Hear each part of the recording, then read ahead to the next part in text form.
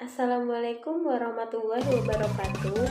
Perkenalkan, nama saya Askar Kinasih, NIM D1A019051. Saya mahasiswi jurusan Agroekoteknologi, Fakultas Pertanian Universitas Jambi. Tujuan saya membuat video ini yaitu untuk memenuhi nilai mata kuliah penyuluhan pertanian yang berjudul Teknik Inovasi Budidaya Menggunakan Vertikultur.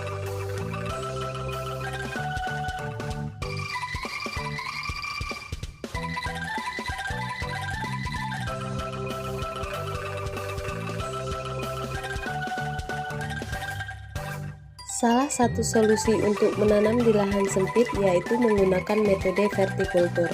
Metode ini sangat cocok dilakukan di lahan sempit, terutama pekarangan rumah yang luasnya terbatas. Seperti apa metode vertikultur ini?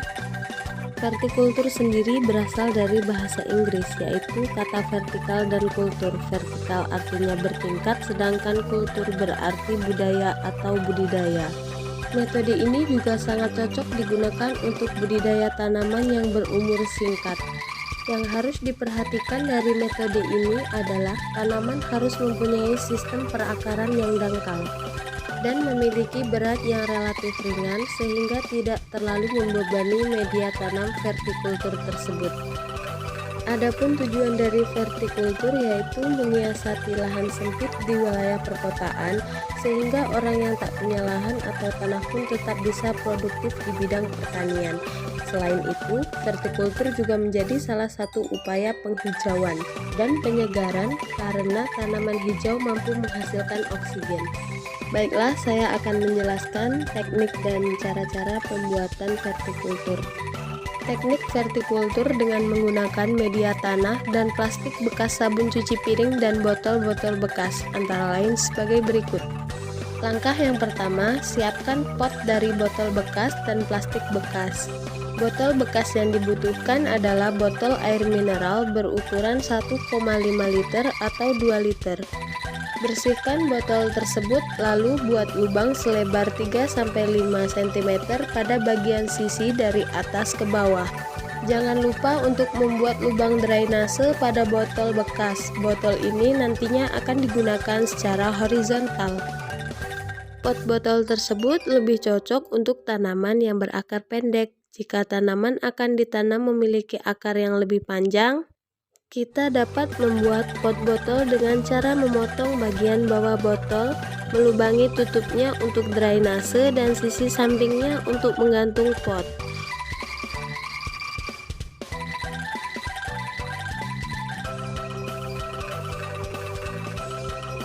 Langkah yang kedua yaitu menyiapkan media tanam. Media tanam yang perlu disiapkan adalah yang pertama tanah gembur, pupuk kompos, dan sekam. Kemudian campur bahan tersebut dengan perbandingan 1:1:1. Selanjutnya isikan media tanam pada pot botol bekas dan plastik. Langkah yang ketiga yaitu menentukan area tanam dan siapkan area tersebut.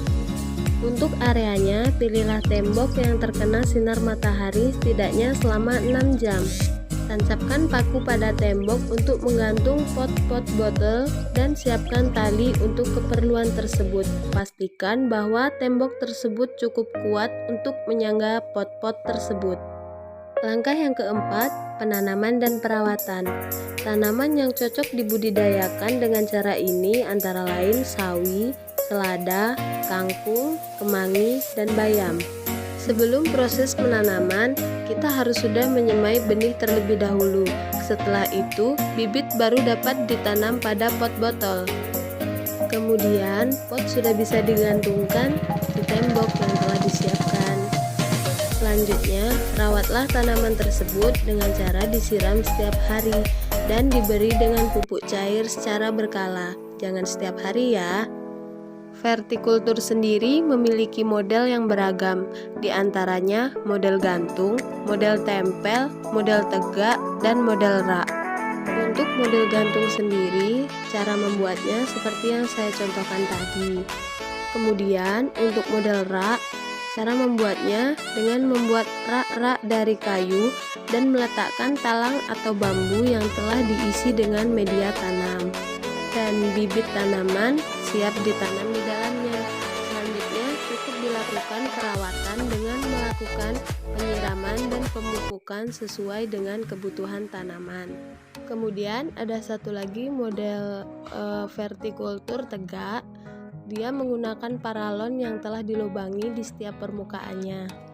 Lubang tersebut jaraknya sudah disesuaikan ya. Kemudian kita isi dengan media tanam, lalu dipancangkan di tanah agar tidak roboh. Nah, di bagian bawahnya bisa dicor menggunakan semen ataupun menggunakan pot batu. Untuk manfaat vertikultur tentunya sudah banyak dilirik pada pembudidaya tanaman ya, karena manfaat-manfaatnya yaitu yang pertama, mudah dipindahkan. Kalau kita bosan dengan tatanan letak kebun vertikultur, kita bisa memindahkan sesuai dengan kemauan kita. Nah, meskipun untuk memindahkannya itu bukan hal sulit, tetapi kita jangan sering memindahkan tanaman tersebut karena itu bisa mengganggu pertumbuhan tanaman. Nah, untuk manfaat yang kedua yaitu minim gulma, di mana gulma lebih sering muncul di perkebunan karena tanah yang menjadi media tanam. Sedangkan di vertikultur kemungkinan munculnya gulma itu jauh lebih kecil. Jadi kita tidak perlu lagi menyiangi rumput-rumput gulma. Manfaat selanjutnya yaitu minim hama. Bercocok tanam dengan metode vertikultur juga sangat minim hama atau hewan pengganggu. Dengan begitu kita bisa berhemat banyak uang karena kita tidak perlu membeli pestisida.